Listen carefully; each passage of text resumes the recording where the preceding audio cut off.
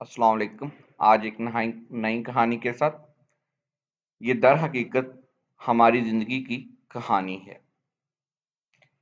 एक दफ़ा का जिक्र है कि एक इंजीनियर बिल्डिंग की 10वीं मंजिल पर काम कर रहा था।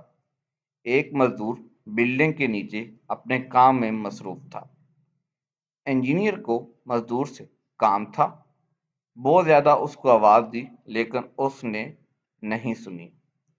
इंजीनियर ने जेब से $10 का नोट निकाला और नीचे फेंका, ताकि मजदूर ऊपर की तरफ मतवज्जो हो जाए। लेकिन मजदूर ने नोट उठाकर जेब में डाला और ऊपर देखे बगैर अपने काम में मसरूफ हो गया। दूसरी दफा इंजीनियर ने $50 का नोट निकाला और नीचे फेंका कि शायद अब की बार मजदूर ऊपर की तरफ मतवज्जो हो जाए। मजदूर ने फिर से ऊपर देखे बगैर नोट जेब में डाल दिया। अब तीसरी दफा इंजीनियर ने छोटी सी कंकरी उठाई और उसे नीचे फेंक दिया।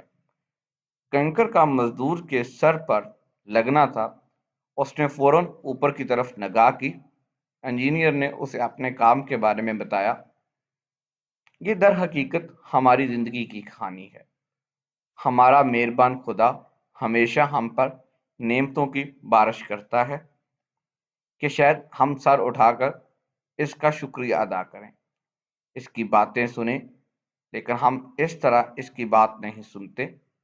लेकिन यूं ही कोई छोटी सी मुश्किल, परेशानी या मुसीबत हमारी ज़िंदगी में आती है, हम फ़ौरन उस ज़ात की तरफ मुतवज्जो होते हैं।